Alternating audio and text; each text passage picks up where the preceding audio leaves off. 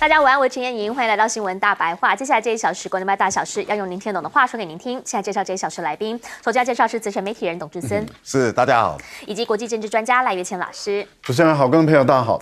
还有前海军舰长吕礼师。主持人好，各位观众大家好。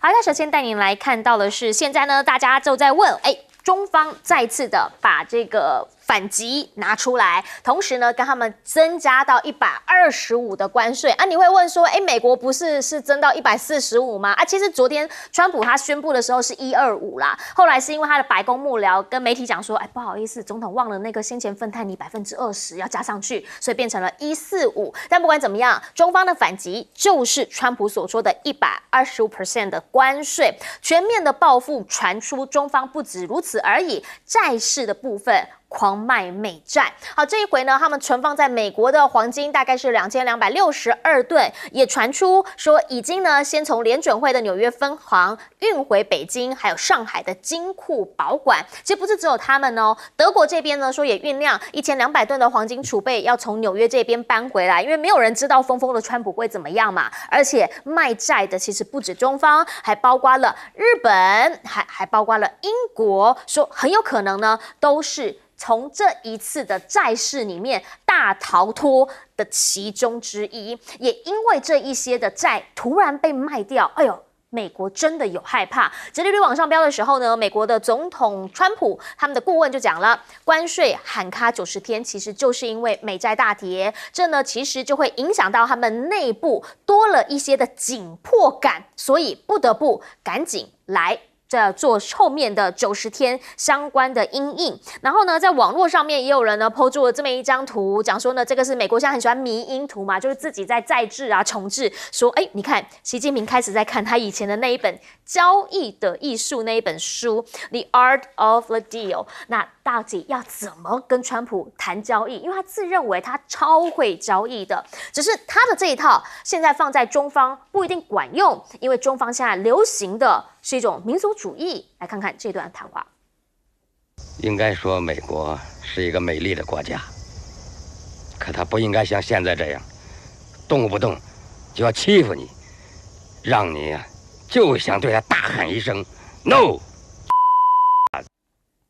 好，他后面那句话我们必须要逼掉，原因是因为他真的蛮情绪性的用眼。这一次呢，这个是一个电影横空出世的台词，但是呢，在网络上面，对岸的网络上面疯传，要大声的跟美国说 no， 而也传出确实在这一波的关税已经对于中国的出口商造成一些影响，包括了这是南华早报他们的报道说，为了规避关税，有部分的中国出口商他的货已经送出去了，但是现在因为关税太贵了，可能会让它入不敷出，所以呢，甚至采取很极端的措施，就是把货物丢弃于海上。但是他们在跟大家讲说，不要这样啦哈。但是这种抵制的部分，现在在民间有很多，包括了看到有这种面店的啦，或者是书店的啦，都有。他们有这么样的一个看板，叫做本店即日起对美国籍顾客加收104%的服务费啊。不知道的话，你就去问美国大使馆。那大家也有人在讲这个呢，其实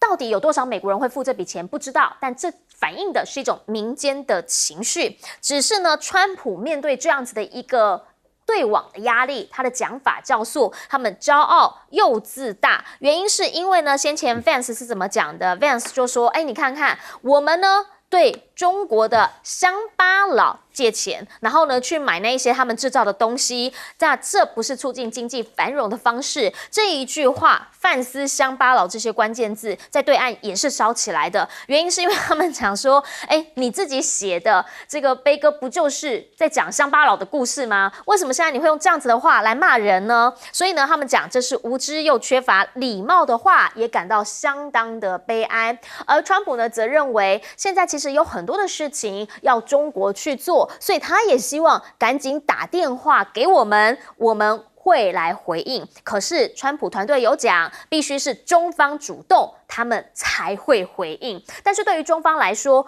国师讲话了，这一位叫做郑永年，他直接讲，你加到60过后，拢赶快啦。原因是因为货已经卖不出去了。先来看看这段对话。Have to increase tariffs on China even more before they come to the table or give you a phone I call? can't imagine it. No, I can't imagine.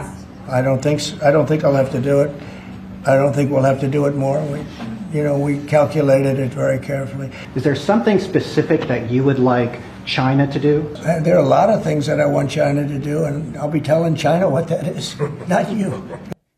好，主要就是你先打电话给我，我会告诉你你可以怎么做。不过对于中方来说，他们现在要做的就是积极的去美元化，而且呢，他们也要把人民币开始推到国际化的过程当中。那当然能砍的单，他也不会错过。所以呢，现在已经转向巴西去买黄豆了，240万吨，可能本来是要跟美国买的，现在通通转向。本来要看好莱坞电影，现在已经讲了要减少出口，进行反制。而川普呢，听到之后他就笑一笑，想说：“哎呦，我听过更糟的，感觉没下嘛，没什么啊。对我来说，那个叫反制吗？”川普表现是这样，但心里面到底会不会有点害怕？好，因为呢，现在真的再加上去的话，我不知道他会不会最后加到200。我一直在觉得这个数字一直在往上加，赖老师有点超过我们的想象。因为呢，我昨天还在想说，中方会加吗？会加吗？隔了一个晚上，没想到今天下午真的追进了125% 关税。对，中方今天宣布对美国的商品再增加到120%了。但是他同时也宣布，从此以后不会再回应美国加不加关税的问题了。所以就到这了。到这里，因为按照经济学、按照关税的基本的学理来说，加到这120以上的时候，100以上其实就没有意义了。也就是说，你几乎所有的货物都卖不出去所以再加也没有意义了。所以中国大陆这个加到120就是底线。那也就是说，你美国你再继续追加也无所谓，因为现在已经到145了嘛。对，如果你美国追加到200%，甚至到1000都无所谓。因为事实上超过100以后，双方的贸易就已经完全没有了因为都已经禁止了。为什么？因为我的货我卖不到你那边，你的货你也卖不到这边。所以事实上等于是双方是彻底脱钩了。那在商品贸易这个部分里面，中美双方彻底脱钩，对，这是第一件事。但是问题是，贸易战是不是就此结束了呢？没有，中国大陆开始从服务贸易，就是非商品贸易开始下手了。那中方目前下手的是一个牌一个牌在打了例如说您刚谈到了有关于好莱坞的电影进不来了。所以您看到了，那就是美国的这个电影的公司的股票就狂跌了，不管是迪士尼的这个还有，事实上我认为 Netflix 也会出问题，也就是说目前电影停止，但是电视就排在后面了，那以后电视的任何制造品也都进不来了。好莱坞也会出问题，迪士尼的也会出问题。然后呢，接着呢，我们看到了，他已经对于留学已经说美国是一个危险的地方了。因此留学中介公司、留学中介，你个人单独的去申请是你的事，我已经警告你了。是，但是公司你透过留学中介向美国申请大学，那就有问题了。所以很多的留学中介绝对不会再接这个 case。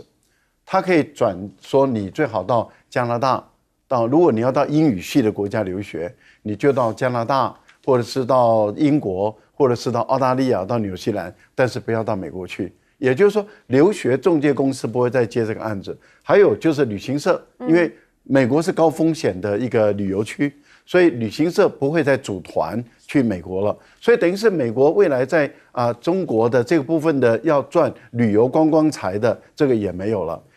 赚留学财的也可能会没有，然后刚刚讲的电影影视都没有了。可是除了这个以外还有没有呢？有，现在已经开始在调查你美国在中国大陆所收的这些智慧财产权，例如说你苹果电脑是你不管是微博、腾讯，你们只要用苹果的APP， 你都要缴，例如说15%到20%的那个权利金，这个部分在调查了。调查完了以后，如果有歧视性的行为，或者是有倾销性的行为，那也要扣高的罚款。这一课的罚款可能都是上百亿的美元哦。那你等于是你美国你苹果1年赚的钱，整个再吐回去了。好，另外一个部分里面就是你美国的公司例如说你麦肯锡啦，你法律事务所啦，国际法律事务所啦，或者是国际这个会计事务所，未来都有可能是在于未来调查限制的范围内。那也就是说，未来在整个服务贸易是美国赚最多钱的，美国人赚全世界赚最多钱的是在服务贸易这一项。那这一项里面，因为美国人基本上来讲，我们都知道，例如说律师的成本费事实上是低的，但是它的收益是高的。是像我们讲的这个商务咨询公司，它的成本是低的，但是它的利润是高的。也就是说，它并不像说我们要生产一只手机，你还要买一堆零料件，还要有一个很大的厂房，给很多的电、很多的水，然后很多的工人在那边钻那个小螺丝，然后最后上千个零件组成一只手机卖出去。那这个就是商品嘛。可是商品你想想看，成本有多高？可是它的利润并不是那么的高，对，而它的任何税都会影响到你的这个商品的价格。所以我们为什么会那么怕税？就是因为商品税啊，在这个部分里面，它影响我们商品的销售。可是服务贸易的商品、服务商品，它的成本是很低的，可是它的利润是很高的，但是它的税却跟商品税一样低，这就不合理了。那为什么服务贸易的税会这么低呢？那就是因为美国人在制造这个规则，美国人定规则，现在这个规则要改变了。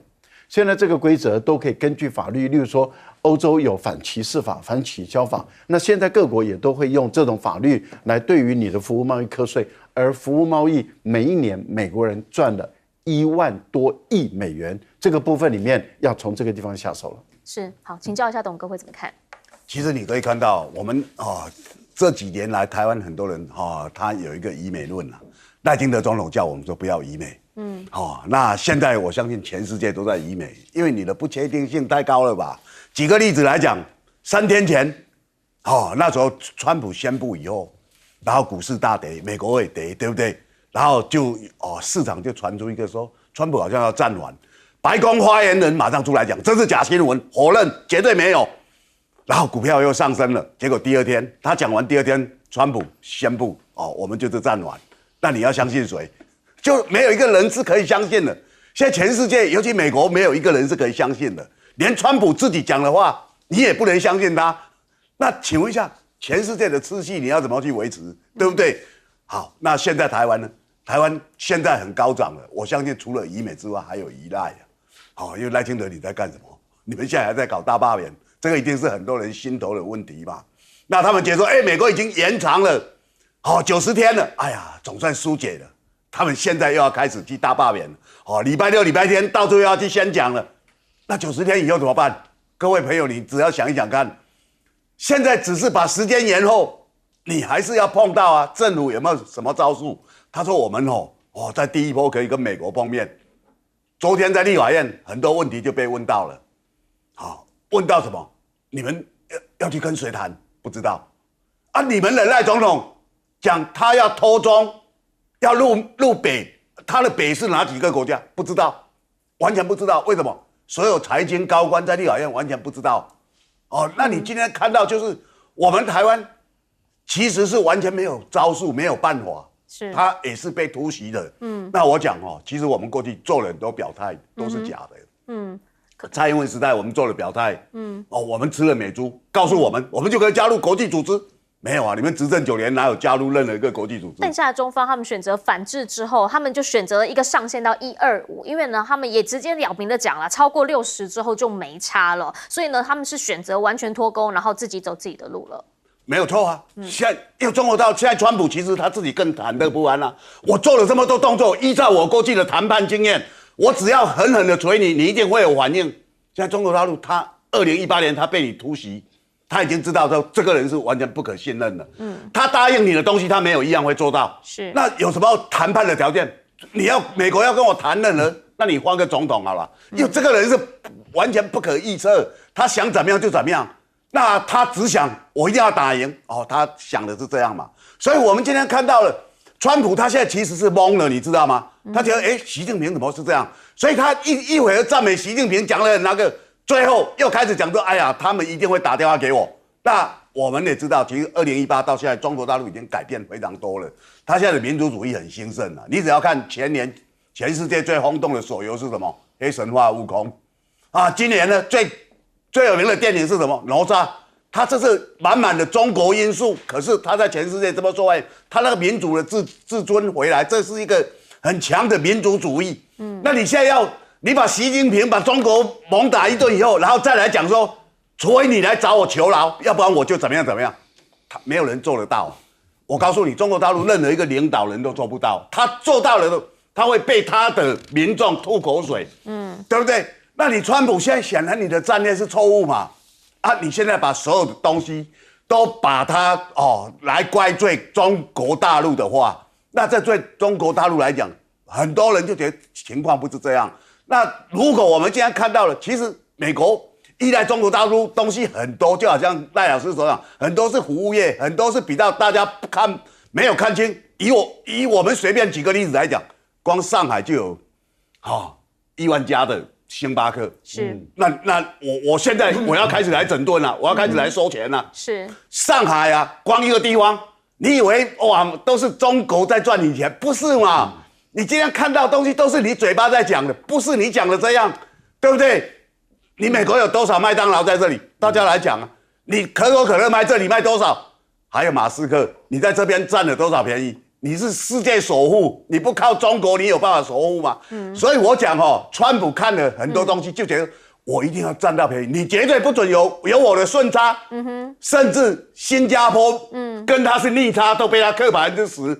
这个人已经看到有好的东西就要收归己有，这个已经让人家看不下去了。是，请教一下小金长会怎么看？刚刚我们有谈到中国大陆的出口商啊，海上弃货，这绝对是假消息。为什么这么说呢？因为现在整个世界上主要的航运都是用货柜轮，那进行远洋定期的一个航线那它怎么样把这些货柜丢下去，可不可以教一下？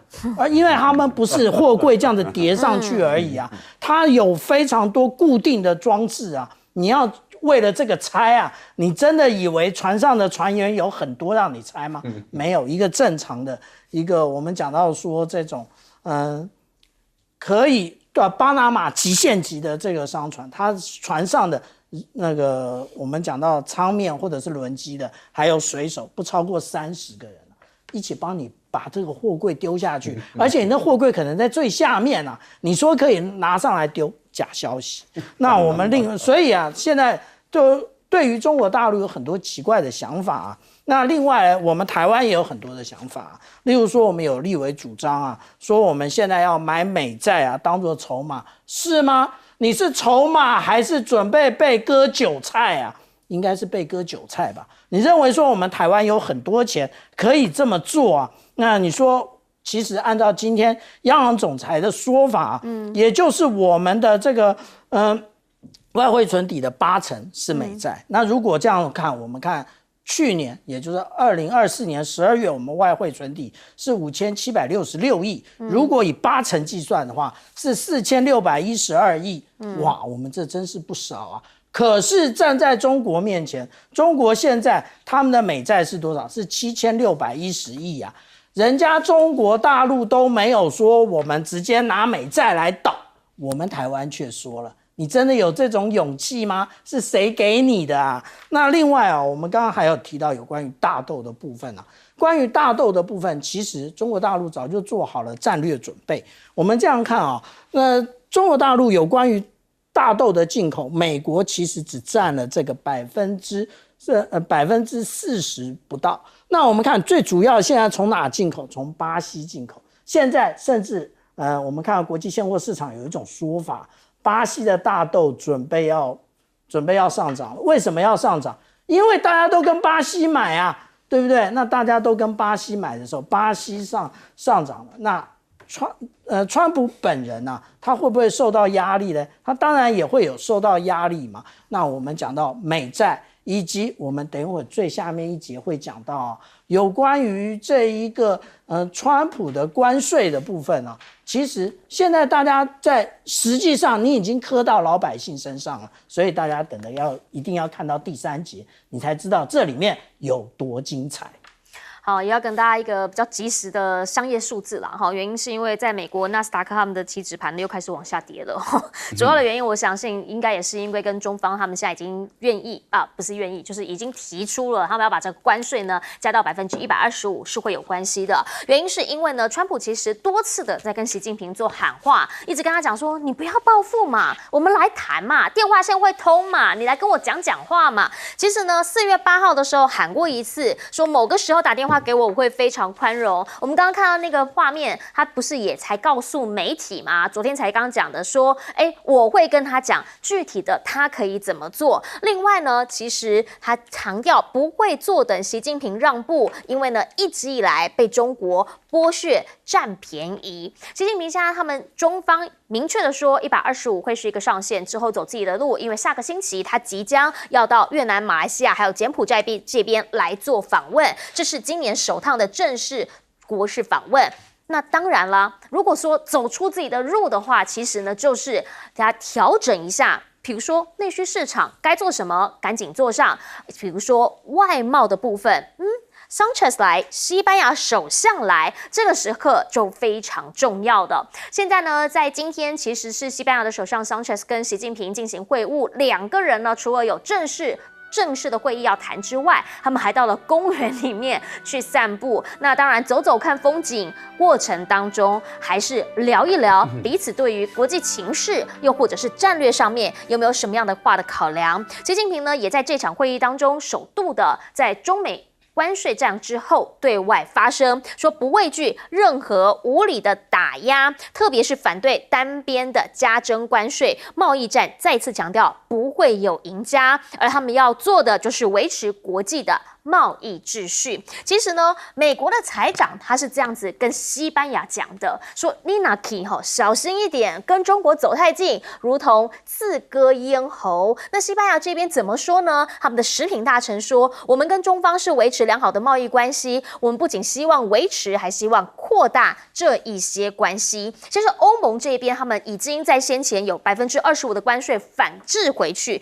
那因为现在呢，他们暂缓了90天，所以呢，他们也把这25关税先 hold 住在那里。但是他们计划7月的时候，领袖们都要去跟习近平来做会见。另一个部分呢，则是大陆的车子的关税，这个部分他们也有考虑，电动车是不是要开始来谈怎么样来设最低价格，取代去年的加征关税。某种层面来说，这就是一种善意的释出。但对美的这个部分呢，其实他们现在也在等待它到底延缓90天后下一步会是什么？因为真的没有人知道它的法夹湾的那个 turning point 会是在哪一个时间点。但是内部已经出现了反美的情绪了，包括了摩根大通，还有呢，包括了华尔街这一边，他们都已经讲说呢是有失去了几笔的债券交易。对方讲的就是我不想要跟你美国的银行合作。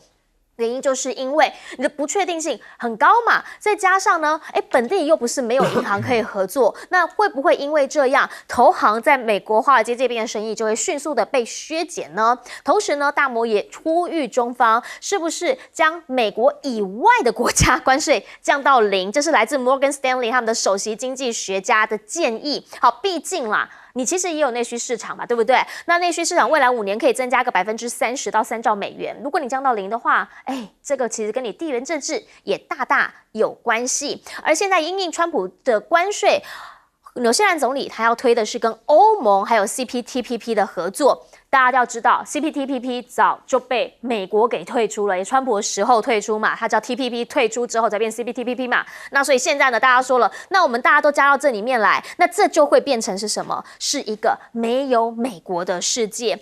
川普的这一次125%，正确来说是145%的关税，每一方的讲法都认为会是给中国球，让中国打，因为中国呢即将加强跟东协还有其他地区联盟的关系。东协目前正在开会，其实东协他们就在强调了，我们是不是想办法跟美元创造一点美丽的距离呢？回过头请教一下赖老师，您会怎么样来看这个呢？是习近平其实呢一直有接受到川普的讯息，应该有吧？毕竟都讲那么多次了，从今年年初讲到这几天，每天讲，但好像没有得到回应。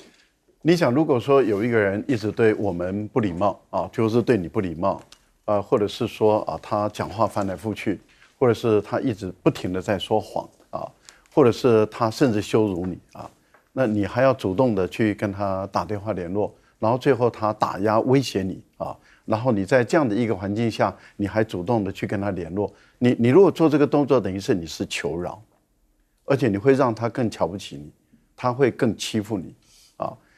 那当然，他要等到中国的电话永远等不到，而且中国已经很明白的，而且特别是找了一个香港的啊，这中国大陆驻香港的一个比较低阶的啊，也就是说由特区政府的一个外交官员，他直接来告诉你美国，就是说你不会接到电话的啊。其实用这个叫做下士对上士啊，你川普你喊话，但是中国大陆找了一个这个地方政府的，尤其是特区政府的一个官员，直接来回应你，这个是中国的外交上的艺术啊，也就是说懒得回应你这样的一个人了啊。我觉得这个对于美国来说的话，就等于是告诉你说你这个人不可靠、不信任，懒得跟你讲话。那你也看到了啊，现在是接待了这个西班牙的首相，而且春天在北京是非常舒服的。然后在园林两个人的散步是悠闲的，心情是愉悦的，这个可以谈很多事情。而为什么在这个节骨眼的时候西班牙的首相来到中国大陆，除了谈到中国跟西班牙的20年的这个全面战略协作伙伴关系要再往上走一台阶，而就在这个时候美国还给西班牙施加压力。可是不要忘了，西班牙它虽然在欧洲目前来讲已经不是1等1的大国了，可它还是一个大国。那虽然排不到像法国、德国那样的地位，可是它还是有影响力大国。更重要是，它对于拉丁美洲西班牙语区的，它事实上是有影响力的。所以我觉得在这样的一个环境下中国大陆在推动跟这个南方共同市场跟拉丁美洲加勒比地区的合作推进自由贸易的这个推进，我觉得跟西班牙多少都会有一些连带关系。那西班牙在这个时候也是等于是欧洲的欧盟的第一个国家到中国来访问，那彼此之间也会传达了交换了很多有关于欧盟的一些讯息。欧盟冯德莱恩前几天才跟中国大陆的李强通过电话，彼此之间有了一个很好的一个共识了，这个很难得哦。因为从拜登的4年一直到现在，你想想看，这么多年间，中欧的关系产生了很不好的一个影响。因为拜登一直要求欧洲要对抗中国，欧洲也跟随拜登对抗中国，所以中欧的关系从过去的梅克尔时代的好，到现在的冯德莱恩的不好。然后现在情况，你看冯德莱恩这么多年以来第一次跟中国大陆有共识，这个共识就是反对美国的关税大棒，坚持联合国的 WTO 的功能，推进全世界的自由贸易化然后中欧的有关于电动汽车的问题要妥善解决。我觉得这个都是好的消息。这代表什么？欧盟的态度有在转向。我个人是认为说，以川普的这种无理的，他的整个团队，就像克鲁曼所说的，一群小丑在执政，要把美国搞成一个马戏团，我们没有办法。他很无奈的说，我们只能在旁边看这些小丑怎么在耍。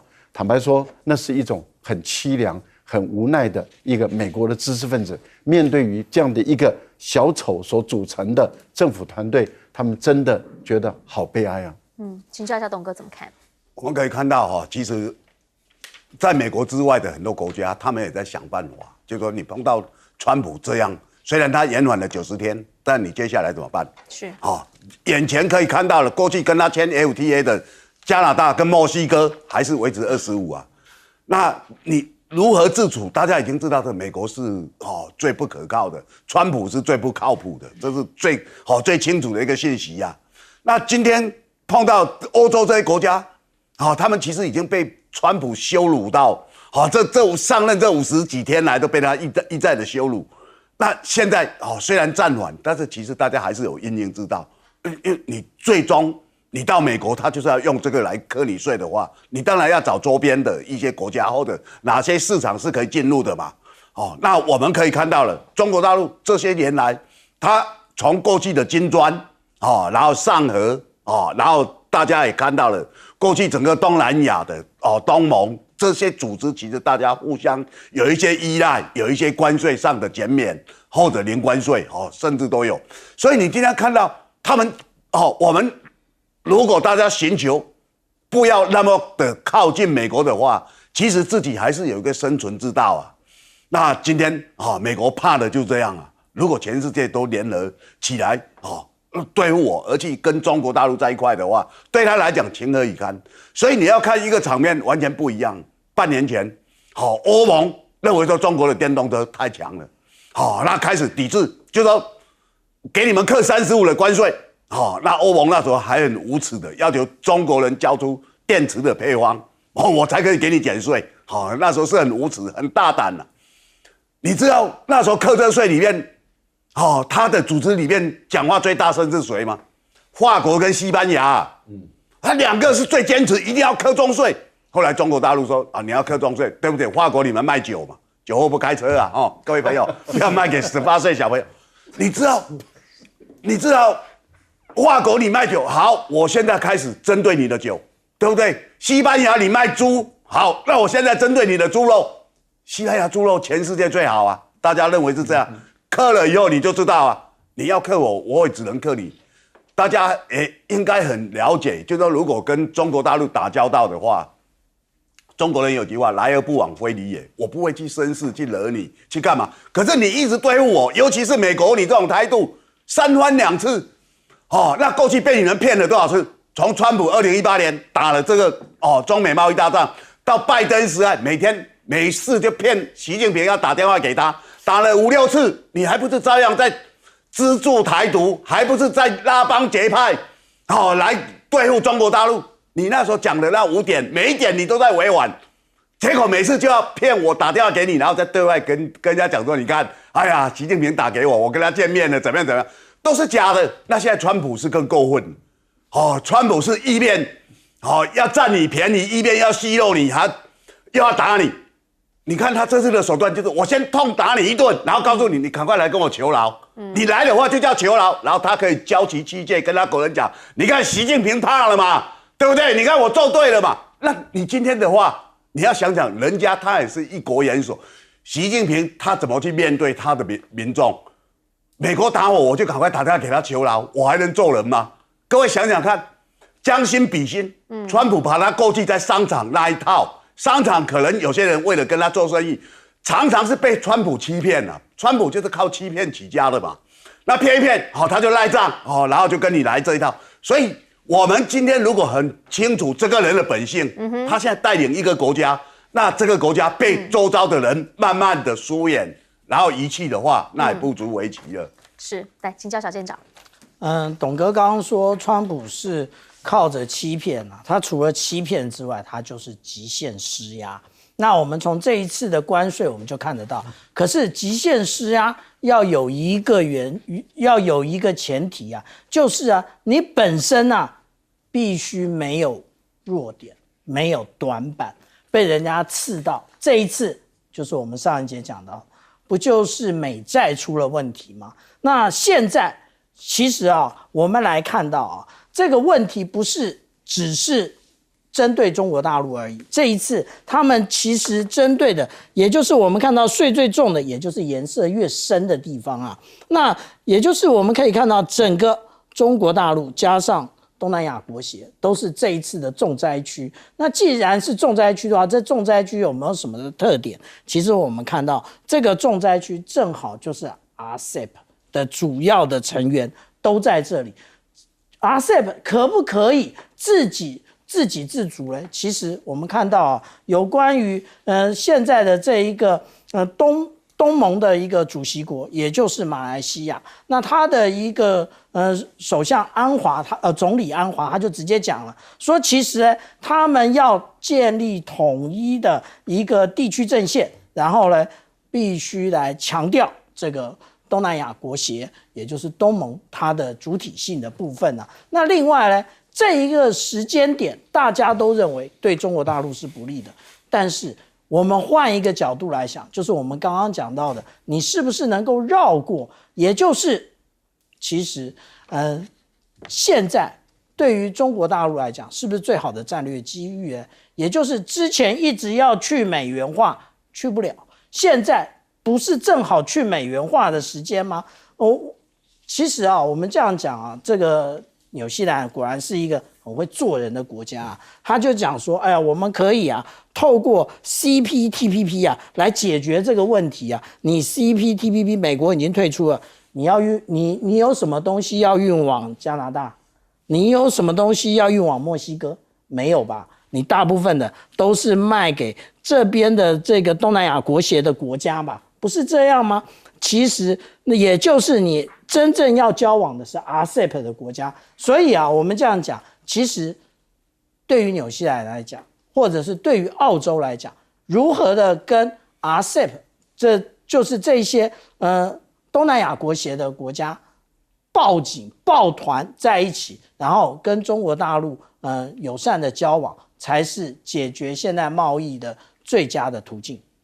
好，其实呢，在现在我们就看到两边打来打去，而且没有停歇。这当然对于投资人来说，不确定性太高了，你不知道明天会发生什么事情。所以很明确的是，那个很开心的上涨行情就一天而已。昨天呢，道琼狂泻了超过2100点，费半呢也暴跌了超过10%，而且不是只有股市而已，叫做股汇债三杀。原因是因为今天早上的市场呢又开始重挫，美元指数跌破了100，黄金再次的刷新高，大家开始没有办法再拿美元怎么办？那是不是报黄金、报白银？当这些所谓的原物料，他们重金属的价格往上飙的时候，你就可以知道大家害怕，想要抓东西避险了。三大指数通通都崩，川普却喊说通膨下降了。我不知道所有的人呢看到他说哇 inflation is down 是开心，还是会觉得哈你到底有没有搞清楚问题在哪里？他一再的告诉大家冷静一点，现在呢一切都会好起来。我们这个叫做转型过渡期啦，转型过渡期就是总是会有一点困难，你会痛嘛，那个才叫转型，才叫过渡嘛。可是你也不要太难过哦，原因是因为我们现在要有史上最大的减税方案。那这一些的状况，大家就在讲说，你一直在告诉大家你要做什么，你要做什么。CNN 直接讲它像纵火犯在邀功嘛，原因就是因为只要一反弹，你马上就跟大家讲说，哇，你看行情很好吧，状况很好吧。但问题是你没有告诉所有人，你现在的价格跟先前你在启动关税战的价格到底差了多少，有多少投资人因为你的政策决定而因此被当韭菜给割了。最生气的是，如果昨天你有看到他这一支短片，然后你在这一次又真的血惨被血洗很多的话，你也生气。我们现在看看当时是画面。This is Charles Schwab. It's not just a company; it's actually an individual. And he made $2.5 billion today, and he made $900 million. He's a financial. I've always been following. This market manipulation? It's not market manipulation, sir. Well, then what is it? Because it sure is not a strategy. We're trying to reset the global trade system. How have you done? How have you achieved any of that? But to enact enormous harm on the American people. If it's not market manipulation, what is it? Who's benefiting? What billionaire just got richer? 好，到底谁变有钱了？你发现他的朋友一个赚25亿，一个赚9亿。大家想问的是，有钱的就是你们的朋友，你们的这些人啊，我们就被当韭菜给割了啊！而且现在呢，成本开始转嫁了，美国已经开始有一个晒账单活动，就是呢，他们的账单里面会出现一条叫做关税附加费。好，这个关税附加费呢，就是川普的关税开始出现之后，你会因为这个关税付了多少钱？比如说这个人他买的是泳衣，然后他现在呢就多了44.09块钱，这一些呢就是川普加关税之后你的商品涨价的价格。那川普现在跟大家讲说，鸡蛋价格降了，我现在呢打破了这个拜登的问题，可问题是价格仍旧是创历史新高啊！所以大家想问的是，到底你上来对我们有什么好处呢？目前有50个州已经开始举行大规模的抗议活动，预计啦，在这个周末以及下个星期开始，会有超过1000万人来参加4月19号所发起的一个全国性的反川普活动，而且呢，也被大家找到这支影片。好，这支影片呢是先前有人在讲说，川普呢他们讲说 MAGA 红帽子其实也是 Made in China， 而且必须在这一波要再加税，然后之后呢就会涨价到77块钱。本来一顶才多少钱？本来一顶才50块钱，涨了27块。你的大楼里面更是通通 Made in China。来看看。I bet you anything it's made in the USA. 好，它里面每一样东西呢，说都发现了，商品里面的价格通通都是 MIC。那大家就在说啦，这一些的状况，你怎么没有实情告诉大家？甚至就连美国的贸易代表，现在都是在关税大转弯的同时，被发现说，哦，原来转弯啦，总统没告诉我，我几分钟前知道的。来看看。Mr. Trade Representative, are you aware that the tariffs have been paused? I am, yes. When were you made aware of that? Well, I understood the decision was made a few minutes ago. It's something Sitting here, that's under discussion. Sitting here under discussion. So did you know that this was under discussion, and why did you not include that as part of your opening remarks? So typically what I don't do is divulge the contents of my discussions. I haven't spoken to the president since I've been So the in this trade hearing. representative hasn't spoken to the president of the United States about a global reordering of trade. Yes, I have. I've And just yet been in the hearing with you, sir. But yet he announced it on a tweet? Who's in charge? 好 ，Who is in charge? Obviously, Trump in charge. 来，请教老师。为什么这位议员会这么的生气？就是说，一个这么重大的一个决策啊，然后一个总统要下一个这么重大的决策，这个总统有没有跟相关的官员先讨论过？也就是说，川普要在股市开市之前3个小时啊，准备要做这个决定了。因为他在股市开市前3个小时，他在他的推特上已经告诉大家赶快买进股票，而且买进我家的公司的股票。因为他在他的推特推文中把他家的公司的股票的那一支代号附在后面，然后接着就开始过了3个小时之后，股市开市以后，他宣布了。而在这个宣布之前的时候，他有没有跟最高的贸易谈判代表，有没有跟他的财政部的部长，有没有跟商务部的部长，有没有跟国家的安全的这个白宫顾问，有没有跟国务卿等相关的官员，大家坐在那边讨论，讨论完了以后才做一个决定，这个时候才应该宣布嘛，都没有。没有了一个情形下，这个最高贸易谈判代表他是很有可能已经进入会场，然后有简讯过来，他瞄了一下才知道说哦，已经宣布这个暂停了。那这样的一个草率的一个决策，是一个非常荒腔走板的事情。当然，这位议员觉得真的是不可思议，而你这位谈判代表竟然都一无所知，你还说你要重置这个全世界的贸易秩序，重置的意思也就是推翻现在的贸易的秩序，然后你要重新塑造。可是现在的贸易秩序事实上是你美国长期以来一直由你引导的，由你主导的。你自己建立了这个贸易秩序，你竟然自己要把它推翻，你莫名其妙，你没有经过大家的同意，这个秩序当初就是你美国人搞的，你现在自己要把它踹掉，我觉得这个简直是一件野蛮人，已经野蛮到我们无可理喻的一个地步了。那现在的情况是，大家已经越来越看清楚了大陆的立场跟态度了，大陆的立场跟态度已经出来了。就是要全面性跟你美国脱钩了。现在不只是商品贸易要完全脱钩，因为我们都知道，我前面讲的，当税打到这么高的时候，再谈就没有意义了，因为你任何商品都不可能做交易了。那在这样的一个情形下，等于是在商品贸易是完全脱钩了。现在传出来是在金融贸易这个部分也要完全脱钩，因为中国大陆已经准备把所有的债市都开始清掉了，把美元开始在减持了，都要转换成为黄金。那这样的一个情形下的时候，要完全彻底的脱钩，因为科技已经在脱钩了，那就代表什么？未来就是军事战的开始了。因为当双方完全没有任何相互的之间的依赖的时候，随时打仗的可能性就已经出现了。好，这就是让大家最担心的一个部分。我们先接广告，等等回来继续来聊。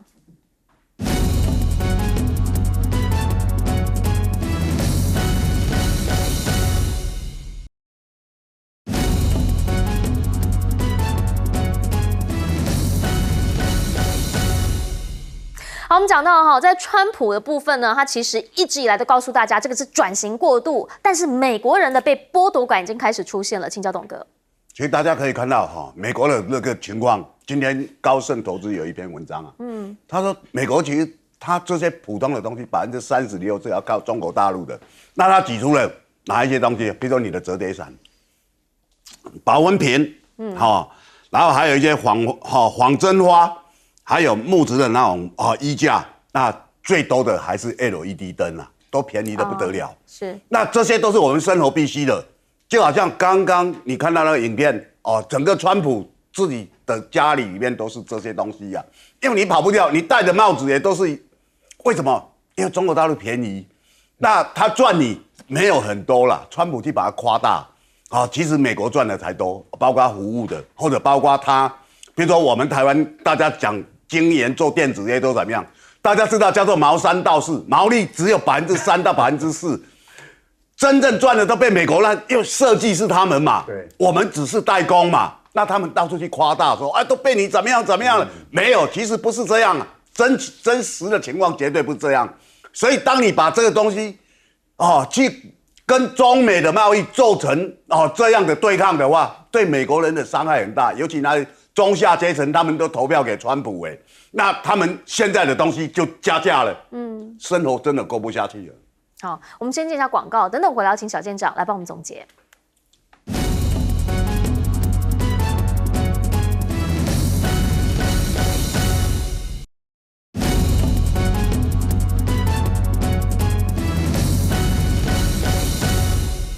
节目最后，请小舰长帮我们总结。